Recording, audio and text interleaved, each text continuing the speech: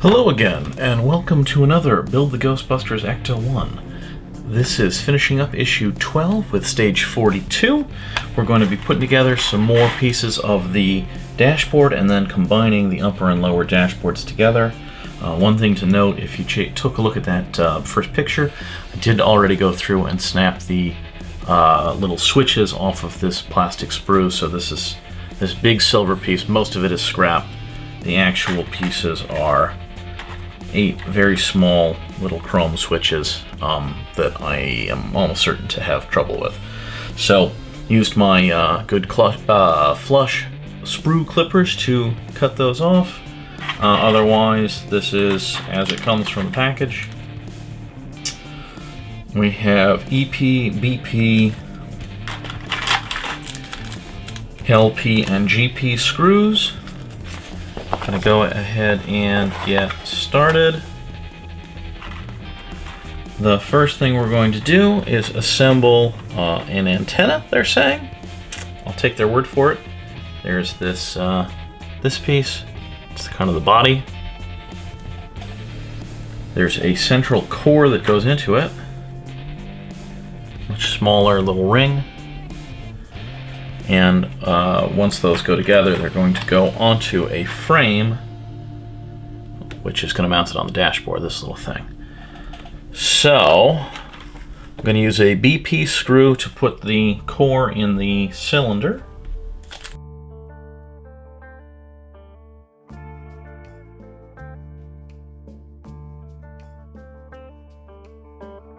So, every motorcycle in the world is going by right now. This central core piece has a small side and a large side, a lip, so to speak. And that is going to go outwards. And it just fills in the back of this. I'm not really sure why. This wasn't just molded all this way. Because, yeah, I don't think it's going to turn or anything, so I really don't know why, except to give you another screw to put in, what the point of that was. But, yeah, it just fits in the back like that. That whole thing goes on this mount. It's going to be held in with a GP screw.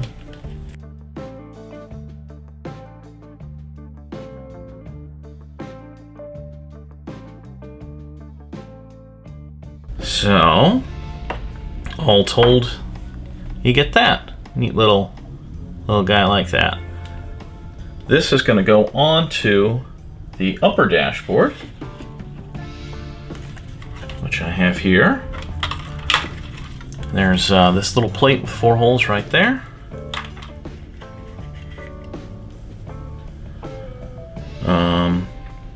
This is actually going to go with that screw facing the inside of the dashboard. I'm surprised by that. And it's going to be attached with 4 more GP screws.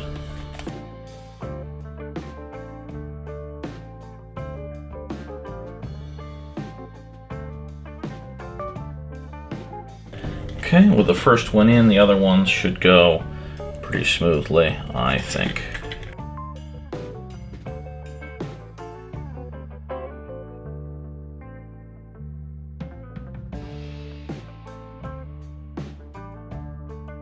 Okay, and it looks like that. That's from the inside of the car. That's from the outside of the car. Best I can figure is that's the intent, that's where you'll see it mostly from, but strange, I don't know, maybe there's something that's going to go around on that? Make it look like a dial? I don't know, I don't get it. Anyway, the next part is to install the switches in the switch panel. So the switch panel is this thing, and that's where those little chrome pieces go. And it says, carefully remove each one from the sprue, insert the longer end into the holes, may find it easier to use tweezers. So, I definitely could see that being true. Not sure which pair of tweezers would be best for this. I'm going to stick with the ones I just picked up to begin with. So, I'm going to try to hold these up for the camera to see. They're tiny. The end you cut is longer, the other end is relatively short.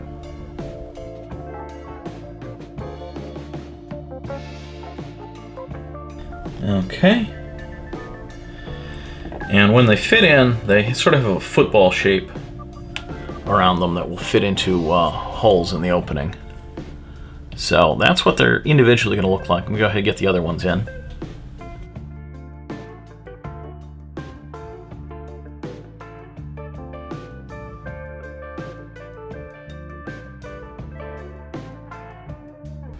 If you're having trouble, you may want to look at your cut ends, make sure that they're not squished or something by your nippers. Some of mine are a little rough, and it's making it tougher to put these in, but it's manageable.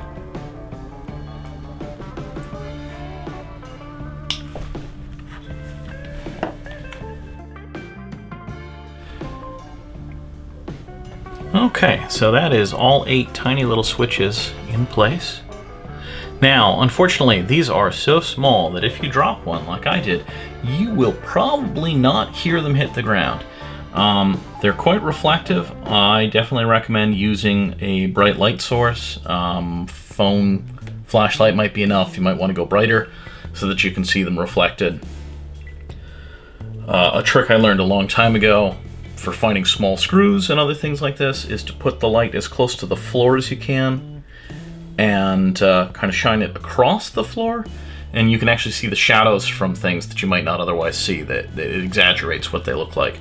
And between that and how reflective these are, you may be able to find it. In my case, it actually landed on a bit of carpeting, which made it even worse, and I only spotted it because of the reflection, but if you have bare floors, hardwood, whatever, that might help. It definitely works well in a shop environment.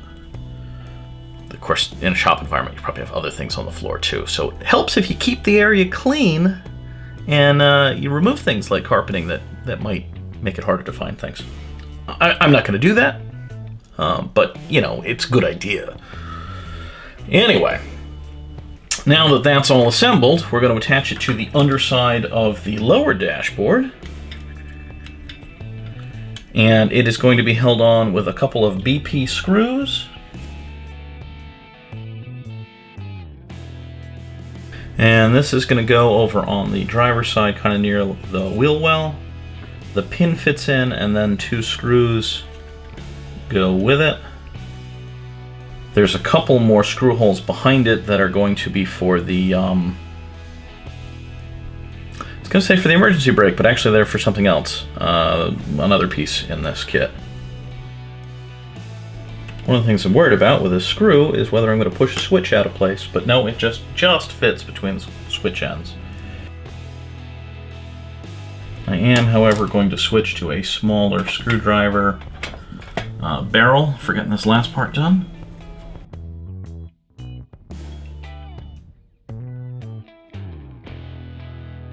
Okay, so that is our switchboard underneath, and like I say, pin in a couple of screws there. There's a couple more things that are going on the underside around that area. There's a fuel gauge, which is very nicely detailed. Again, I don't know how well it's going to come across the camera, but if you can see it, if the camera will focus, we got a fuel gauge. Come on, camera.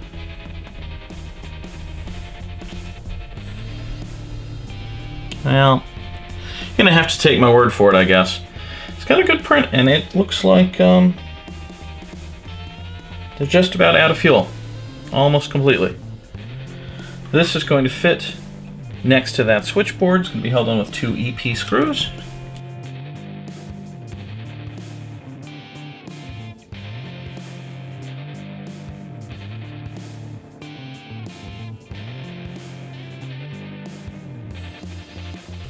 So there we go, we got that nice little gauge down there. We also have to install a battery indicator. Why these things weren't just... Cadillacs really looked like this once upon a time. Was the fuel gauge not on the dashboard? Is there no fuel gauge on this regular dashboard? No, there is, so that must be a secondary one? I don't know, same with this battery. Refit? I don't know. So there's the battery indicator. That's going to go behind the switchboard and be held on with Another EP screw.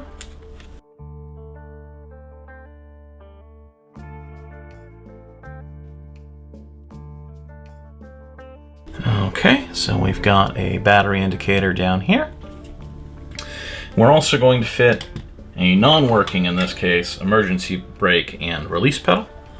So that is your parking brake, your emergency brake. And that is going to go, of course, through the dashboard. So there's a slot here. There's our working brake pedal tied to our switch on the backside. And the pedal's going to go through. It's going to sit on a post and get an EP screw to secure it to that post.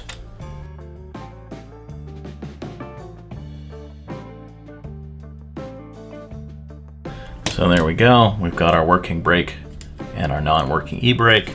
It's kind of an interesting design. It slots through and then it hooks around that screw. So it's almost like if you tried to push on it, it would like loosen up slightly. I don't know what the intent is, but interesting. It functions, doesn't hurt the way it works. So the last thing we need to do is we're going to put the top half and the bottom half together. And it's going to be held on with 3 LP screws, or held together with 3 LP screws, which I think are going to be bigger, so I've swapped up in screwdriver size. So these two halves kind of fit together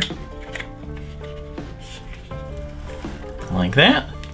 And I did say before that I didn't understand how this was going to go together. I thought I was going to have to remove the steering wheel. I never installed the steering wheel. I just had it as a test fit to try to get the wheels aligned, which I sort of failed at. So, oh well, my steering wheel's never going to be quite properly aligned.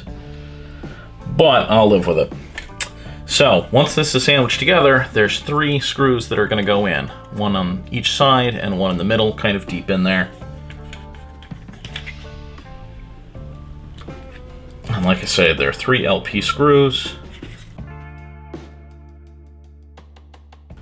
I had this fit together a minute ago.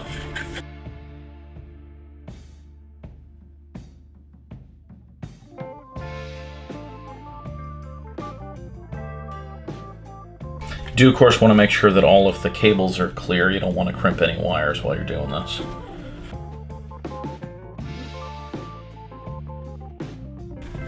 Okay, and that is our assembled dashboard. Looking around, there may be a few more pieces that go along here. That may just be to attach it to the floor pan and everything, all the other trim. Our glove box now actually sort of makes sense as a working glove box. We have all of our switches installed here, our working switches, that is to say, along with the starter, which still clicks, and the lights. Radio switches have no cover on them, they're just the physical switch, so they work fine. Brake pedal switch still works. It's a very, very loose switch, so I don't know. And this antenna still kind of baffles me, with the screw facing into the cabin and all. Again, it'll look fine through the dashboard, and maybe that's the intent, but it's very strange that they did that. I don't know. I don't even know. Again, it says antenna. I've never seen an antenna that looks like that. I have no idea. Anyway, that's the assembly for Stage 42, finishing off issue number 12. If you like what you see, please click on the cat to subscribe. Check out those playlists for any episodes you might have missed. We do these Ghostbusters videos on Wednesdays, and we do DeLorean builds on Saturdays. Have a good one, guys.